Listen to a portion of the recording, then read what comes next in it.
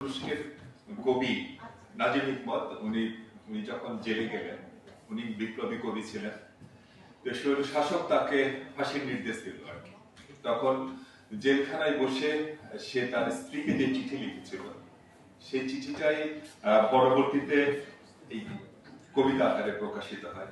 আমি দেখি কতটুকু পারি, অনেক আগে পড়তাম।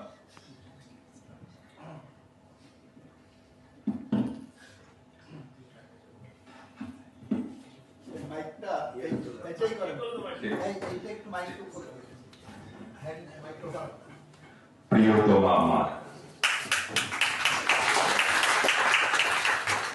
তোমার শেষ চিঠিতে তুমি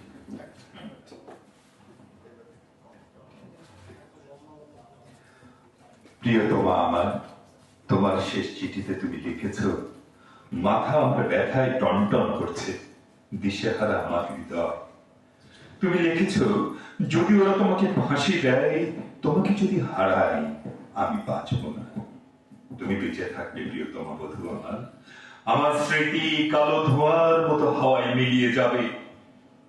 তুমি বেঁচে থাকবে আমার হৃদয়ের রক্ত কেশে ভূমি। 20 শতাব্দীতে মানুষের সুখের আয়ু বড়জোর 1 বছর। মৃত্যু দড়ির এক প্রান্তে দোদুল্যমান সব দেহ, আমার কাম্য নয় সে মৃত্যু। কিন্তু প্রিয়তমা আমার, তুমি জানো, জল্লাদের লোমশ হাত যদি আমার গলায় ফাঁসির দড়ি পড়ায়, নাজিমের নীল চোখে ওরা বৃথায় খুঁজে ফিরবে ভয়। অন্তিম উষার অস্ফুট আলোয় আমি দেখবো আমার বন্ধুদের, তোমাকে দেখবো, আমার সঙ্গে কবরে যাবে শুধু আমার এক অসমাপ্ত গানের বেদনা।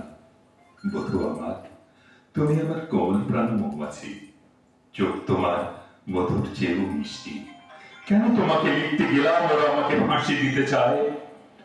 বিচার সবে মাত্র শুরু হয়েছে, আর মানুষের মুন্ডুটা তো বোঁটা ফুল নয় যে ইচ্ছে করলেই ছিঁড়ে নেবে।